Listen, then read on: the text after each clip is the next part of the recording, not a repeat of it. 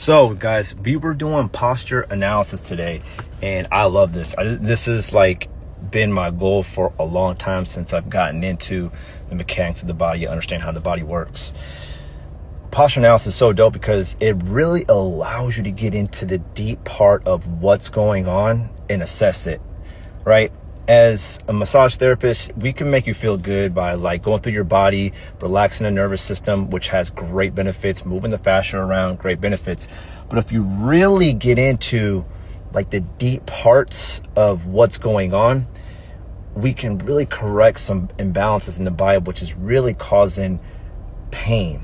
We call it the biostructural. So getting that structural to get back in alignment is very much possible. The human body is amazing, and we doubt ourselves so much. We always look for the quick fix in the modern medicine of pills.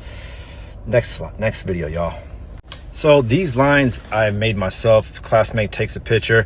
I can use that structure behind me as well, but right now we're using this plumb line, we call it. Okay, the plumb line goes all the way down directly in the center of the body. Make sure that your feet are spaced apart, hip width, and we could see imbalances, tilts and shifts of the body. Okay, that's what the body does, tilt and shift, okay, and rotate.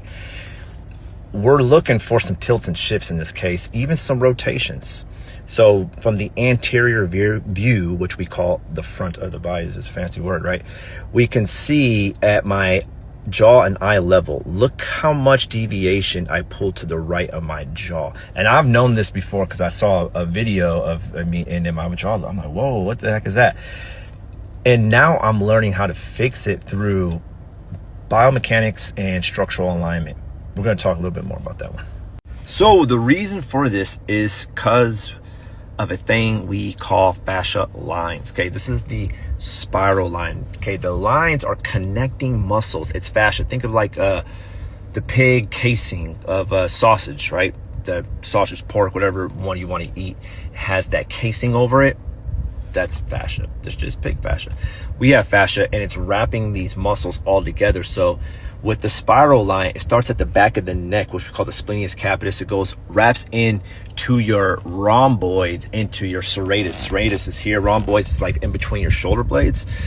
And then it goes into your external obliques, into your internal obliques on the opposite side. So it goes across the six pack, basically, lands into the side of our hip, which we call TFL, and it wraps through the entire foot and comes up the other side of the body. It's wild, right? So it's like, if that's dominant, it's gonna be pulling you over. That's what's happening. All right, so I'm gonna take you through it. Look at the back of the muscle here. We call that splenius capitis. It goes into the rhomboids, between the shoulder blades, all right? It's going into our serratus. That's the punching muscle, pushing forward, then into our external obliques, okay? This is the wild part. It wraps into the internal obliques, going across your body. So our body has this X pattern, but the X continues in the spiral line, what we just seen with the TFL, going all the way down to the IT band, to your shin muscle, which we call the anterior tib, into the fibularis outside of the calf now, wrapping up into your hamstring. We call it the bicep femoris. It's in the back side, the third hamstring, you want to call it, and it wraps up to your erector spinae, into the opposite side of the neck, of the other side, the splenius capitis. What? Are you serious? This thing is like a jump rope, pulled around you and roping you in and pulling you inside. So we have to correct that deviation. Do you have a problem with your overhead press? You ever hear clicking, maybe pain or weakness? Spiral line might be your guy. Why? Because it is pulling you inside here, okay? Spiral line starts at that back of that neck, wraps around into our rhomboids, into the serratus, across the external oblique, internal oblique. That pulls a sling. Some people call it the sling.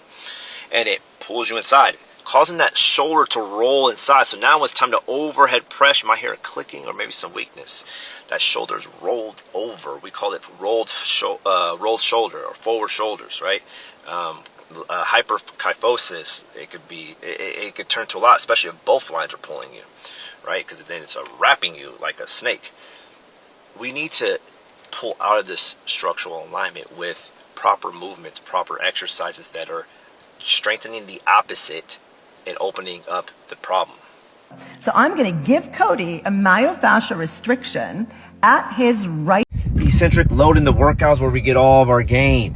All right. 60% of the gain come from eccentric load. What's that mean? It means stretching under weight, or what we call tension load. Okay. We want that happening in the spiral line that's pulling us in. So I need to get pulled back with eccentric load. Guess what I'm doing here? I'm doing a reverse fly with a curl. Opposite arm, opposite leg. Pull back, eccentric load, contracts as it comes in. Right? Eccentric, concentric. That's what I'm doing here with that bell. I'm pulling back into those rhomboids like a reverse fly. When I'm doing that and I'm kind of leaning forward, my whole body's being loaded across, going from that TFL into the internal obliques, across to the external obliques, into that serratus as I'm pulling back into the rhomboids. All that's being loaded under weight, stretching it open. That's what you need. So guys, we were to the symmetry lines, the spiral line. You could see here, right down my plumb line here, down that center, how much my right jaw is dominant. It's just pulling me over, chewing too much with the right. So now I'm more cognitive. If I chew with the right, every time I put food in my mouth, it's all on the right side. Oh my God, Mike, what am I doing? And this comes from patterns. Okay, everything's a pattern. If you take in my class, I said it all the time. It's always pattern that we're doing here, okay? I'm going to reconstruction this just by pulling everything over to the left more. So I'm going to have some protocols that I do for myself, okay? A couple of the protocols going to be breathing through the left nostril more, breathing through my left rib more, pulling myself over to the left side, rotating through my rib cage to the left side, taking my masseter jaw and pushing it out and turning it to the left as well.